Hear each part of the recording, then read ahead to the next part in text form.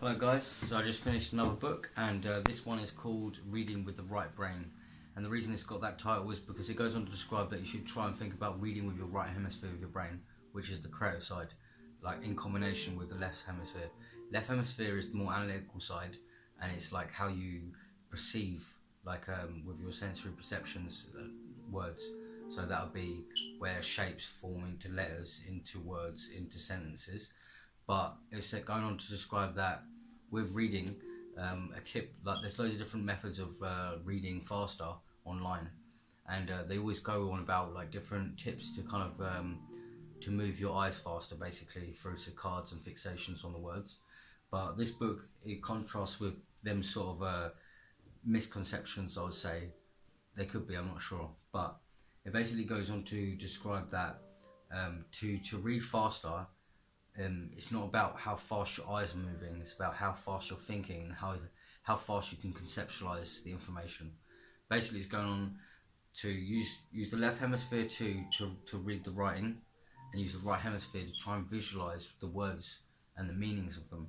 And it made a good point, like that some people, they can read fast, but imagine if it was in another language.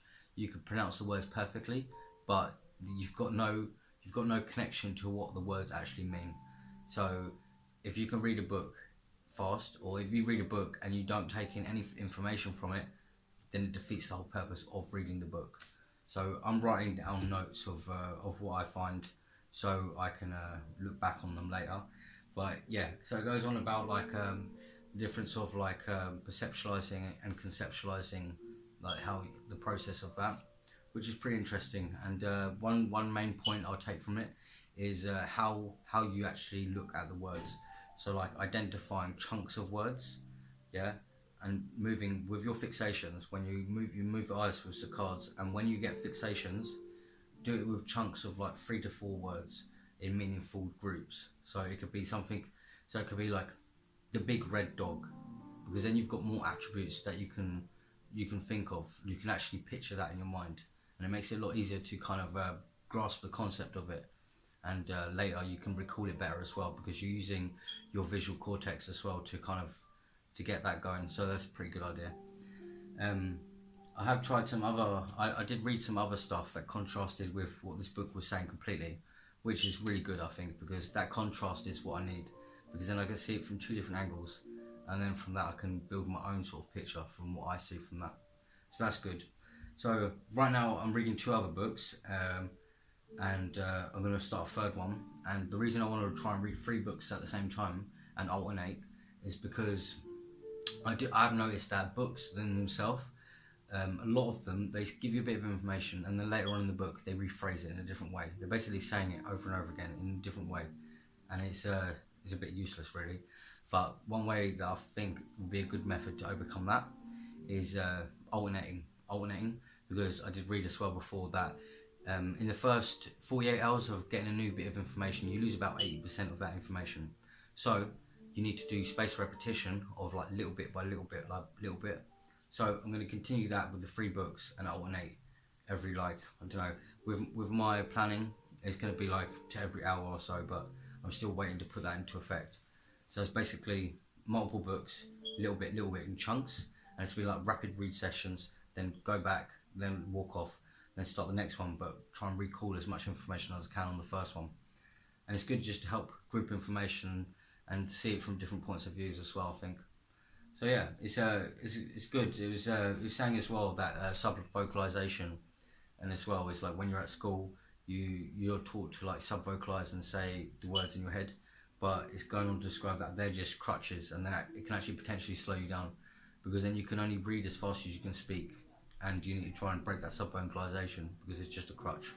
And another thing is the regressions. So like when you read a bit of writing and then you have to go back on that bit of writing, that is a bad move. It's like, imagine running a race and you always have to keep stopping and stuff like that. The stopping is not so bad, but it's the going back. And it's explaining that if you can just start off slowly, continue, and get your comprehension up, so the way you're actually perceiving them, and if you understand the first bit of text, the second bit of text will make more sense, so you can actually use them as stepping stones to build speed.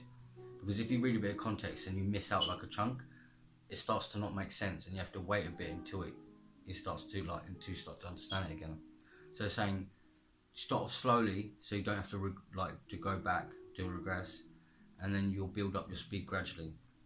So I think there's some good tips in this book, and yeah, I've started creating lists of different words that I want to apply in my life as well, because I want to build up a better vocabulary, and just makes you sound smarter, I guess. So like some of the words would be like chronologically, which is a word that means when something is in a specific order.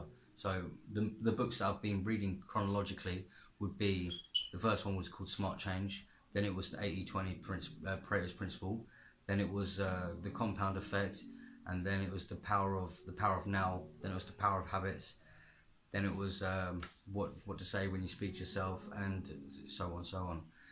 Some of our ones is like methodology, which is a good word, I've used it quite a few times, and the comprehension, attributes.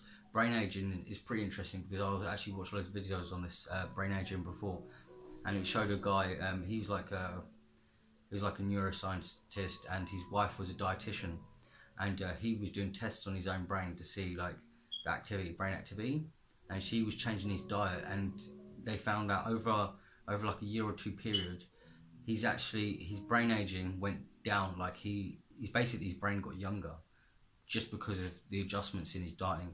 So it shows how important that is, which is really cool. And yeah, so I'm going to start the next book, which is called The Ego is the Enemy, and it explains, well, from my understanding so far, I haven't actually started the book, but I've watched reviews, and it goes on to describe that your ego is your enemy, basically, your enemy number one.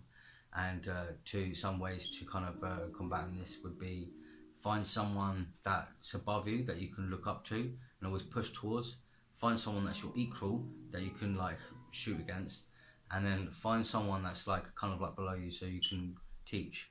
And that's the good to kind of keep you like humble with what you're doing and stuff like that. So it's pretty cool. Still building up my notes, which is great, and yeah, I'm going to continue.